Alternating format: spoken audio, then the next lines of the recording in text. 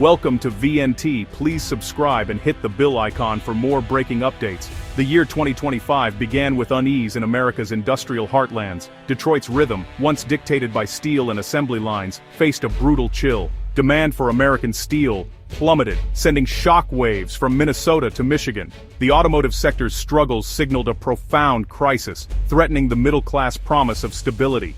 The new Trump administration's aggressive trade measures, meant to protect American industry, instead triggered turmoil. Instead of revitalizing manufacturing, these policies pressured the very industries they aimed to save. The sudden downturn in steel demand threatened communities already enduring economic challenges. The question was, what caused this crisis? The answer lay in a dramatic shift in national policy. The stage was set for unprecedented turmoil. The Trump administration's bold trade strategy imposed a 50% tariff on steel imports. This massive barrier aimed to protect American steelmakers from global competition. Simultaneously, tariffs on imported cars and parts sought to boost domestic manufacturing. The theory, higher costs for foreign goods would drive demand for American products. However, these tariffs increased manufacturing costs for U.S. car companies. The financial strain led to production slowdowns and decreased steel orders. Instead of boosting demand, the policy crippled the U.S. automotive industry. The steel industry faced a severe drop in demand from its biggest client. The intended protection became a paradox, demonstrating global trade's unpredictable nature. The policy designed to save steel mills contributed to their idle furnaces. Economic theories in Washington often seem distant from the realities faced by working families across the country. Yet decisions made in these marble halls can send shockwaves through entire industries, shaping the lives of millions far beyond the capital. These policies are quickly translated into real-world consequences, as factories slow production or shut down entirely, leaving once busy assembly lines eerily silent. The collapsing steel demand led to mass layoffs, with Cleveland-Cliffs alone cutting over 1,200 jobs. For many, it was the end of a career built over decades and the start of an uncertain future. These cuts were not just numbers on a spreadsheet, but livelihoods extinguished, dreams put on hold, and families forced to uproot their lives, leaving entire communities reeling from the shock. The layoffs illustrated the deep interconnectedness of the steel industry, affecting workers from Michigan's Great Lakes to the Iron Ranges of Minnesota, and sending ripples through local economies. Canada also felt the impact, as layoffs hit steelmakers reliant on U.S. automotive supply chains. The pain crossed borders, highlighting how trade policies can bind or break entire regions. The tariff policies destabilized the North American manufacturing ecosystem, disrupting the flow of materials and parts that keep factories humming from Ontario to Ohio. This wave of job losses was a human tragedy, with families facing impossible choices, whether to stay and hope for recovery, or leave behind the only home they've ever known.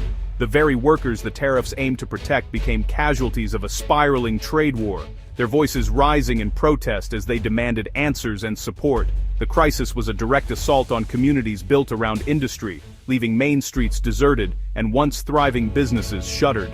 The economic security of these towns, once anchored by steady jobs and strong unions, was suddenly under threat, sparking anxiety and uncertainty about the future.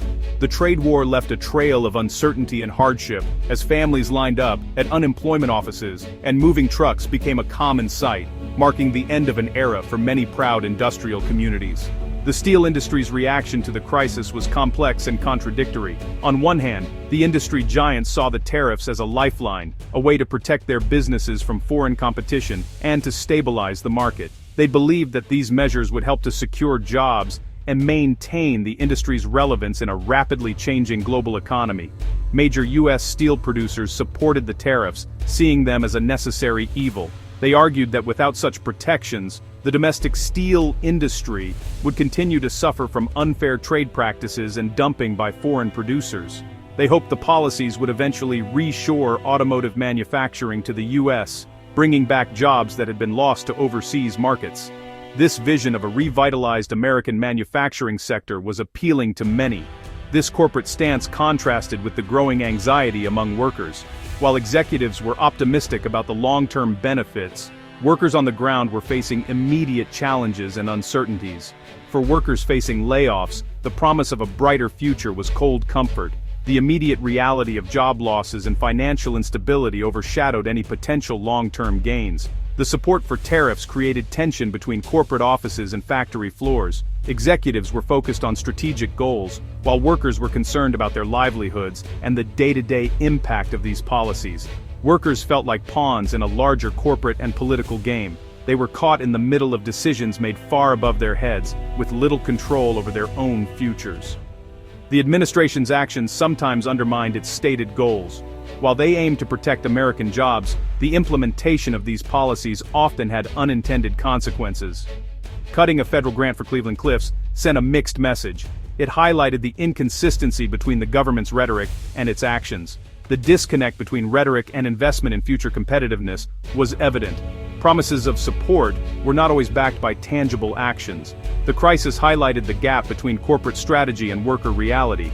It underscored the need for policies that truly address the needs of both the industry and its workforce, ensuring a balanced approach to economic challenges.